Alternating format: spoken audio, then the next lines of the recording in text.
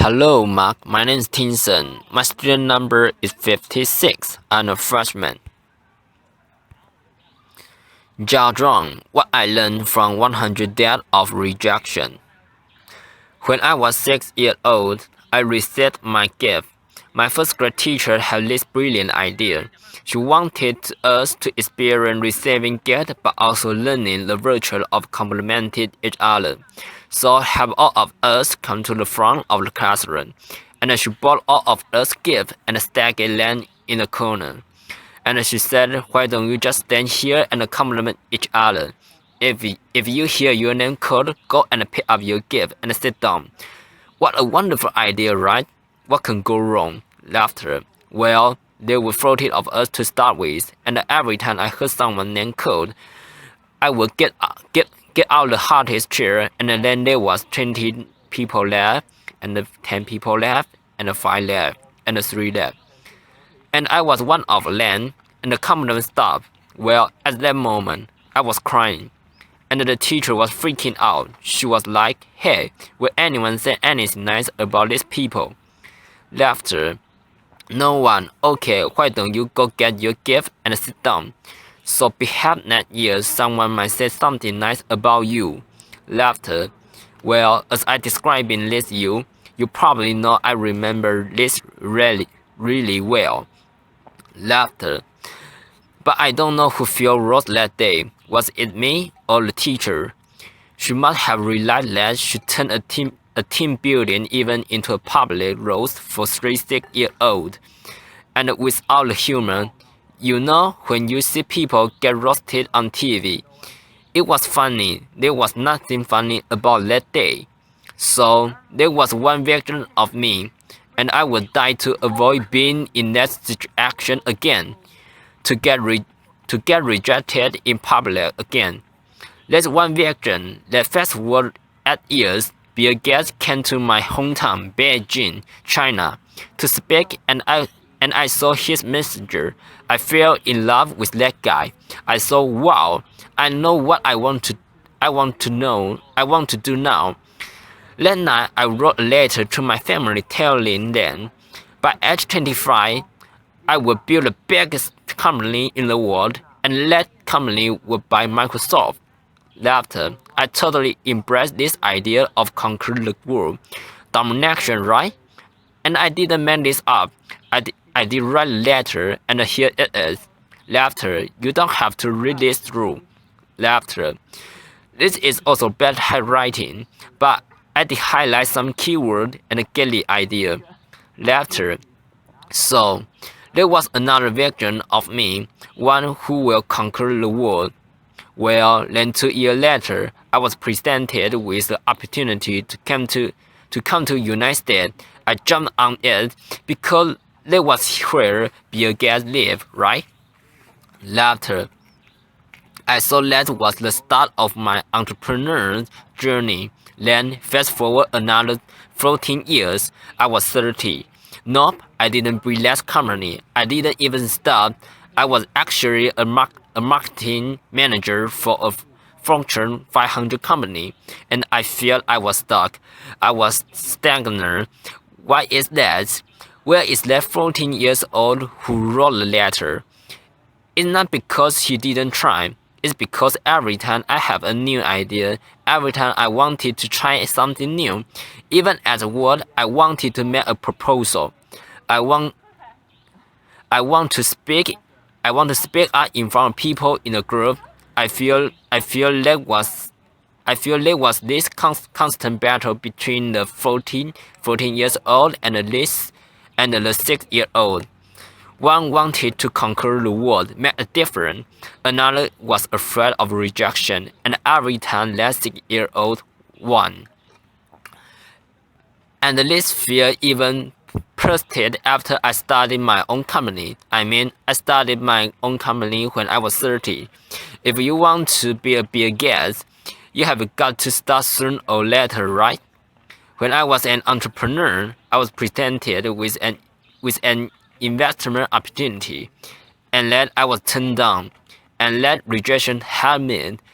It hurt me so bad that I wanted to cry right here. But then I thought, hey, would Bill Gates cry after a simple investment rejection? Would any successful entrepreneur cry like that? No way. And this is where it's clicked for me. Okay, can build a better company. I can build a better team or better product. But one thing for sure, I've got to be a better leader. I've got to be a better person. I cannot let that 8-year-old keep dictating my life anymore. I have to put them back in this place. So this is where I went online and looked for help. Google was my friend. Laughter. I searched how do I overcome the fear of rejection. I came up with a bunch of psychology articles about where the fear and the pain are coming from. Then I came up with a bunch of inspirational articles about don't take it personal. Just overcome it. Why don't know that? Who doesn't know that? Laughter. But why was I still so scared? Then I found this website by luck. It's called rejectiontherapy.com. Laughter. Rejection therapy.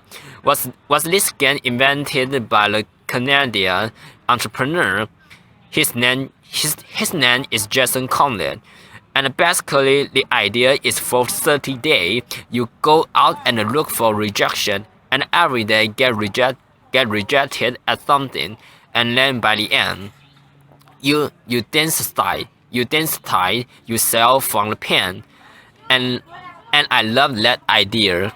Laughter. I say, you know that? I'm going to do this, and I will feel myself getting rejected 100 days. And I came up with my own rejection idea, and I made a video broke out of it. And so here's what I did. This is what the blog looked like. Day 1. Laughter. Borrow $100 from a stranger. So this is where I went to where I was working. I came downstairs and I saw this big guy sitting behind a desk. He looked like a security guard. So I just approached him. I was just walking, and that was the longest walk of my life. Hair on the back of my neck standing up. I was sweating and my heart was pounding. And I got here and say, "Hey sir, can I borrow $100 from you?" Laughter. And she looked up. He's like, "No, why?" I just said, "No, I'm sorry." Then I turned around and I just ran. Laughter. I feel so embarrassed. But because I'm friend himself, so that night I was watching himself getting rejected. I just saw how scared I was. I looked like this kid in the Sixth Sense. I saw dead people. Laughter. But then I saw this guy, he wasn't that menacing. I was a charming, lovable guy, and he even asked me why. In fact, he invited me to explain myself, and I could say many things I couldn't have explained. I couldn't negotiate it. I didn't do any of that. All I did was wrong. I felt, wow, this is like a microcosm of my life. Every time I feel the slight rejection, I would just run as fast as I could.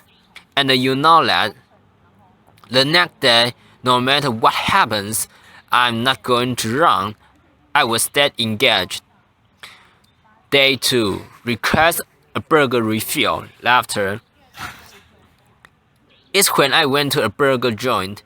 I finished lunch. I went to the cashier and said, "Hey, can I get a burger refill?" Laughter. He was all confused like, "What's a burger refill?" Laughter. I said, "Well, it's just like a drink refill but with a burger." And she said, "Sorry, we don't do burger refill, man." Laughter. And this is where rejection happened, and I could have run, but I say, "Well, I love your burger, I love your joint. And if you guys do a burger review, I will love you guys more. Laughter. And she say, well, okay, I will tell you my manager about it. And maybe we will do it. But sorry, we can do this today. Then I left. And by the way, I don't think they have ever done burger review. Laughter. I think they were still here, but the night and the days, feeling the first time I was no longer there, just because I stayed engaged. Because I didn't run, I say, wow, great. I'm really learning things great. And then day 3, getting appealing donuts. This is where my life was turned upside down. I went to a Krispy Kreme. It's a donut shop in mainly the southeastern part of the United States. I'm sure they have some here too. I'm sure they have some here too. And I went in. I said, can you make me donut? Let's look like Olympic symbols. Basically, you interlink five donuts together. I mean, there was no way they can say yes, right? The donut maker took me so seriously. Laughter. So she put up paper, starting jotting down the color and the ring. And it's like, how can I make legs? And then 15 minutes later, he came out with a box that looked like Olympic ring, and I was so touched. I couldn't believe it. And that video got over 5 million views of YouTube. The world couldn't believe that either. Laughter. You know, because of that I was in newspapers, in talk show, in everything, and I became famous. A lot of people started writing email to me and saying, what you are doing is awesome, but you know, friend and notoriety did not do anything to me. What I really wanted to do was learn. I had to change myself, so I turned the rest of my 100 days of rejection into this program, into this research project. I wanted to see what I could learn, and then I learned a lot of things. I discovered so many secrets. For example, I find if I just don't run, if I got rejected, I could actually turn a no into a yes, and the magic word is why. So one day, I went to a stranger's house and had this flower in my hand, knocked on the door and said, hey, can I plant this flower in your backyard? Later, and she said no. But before he could leave, I say, hey, can I know why? And she say, well, I have this dog that would dig up anything I put it in the backyard. I don't want to waste your flower. If you want to do this, go across the street and talk to Conan. She loved flower, so that's what I did. I went across and knocked the Conan doors, and she was so happy to see me. Laughter, and then half an hour later, there was this flower in Conan's backyard. I'm sure it will look better now. Laughter.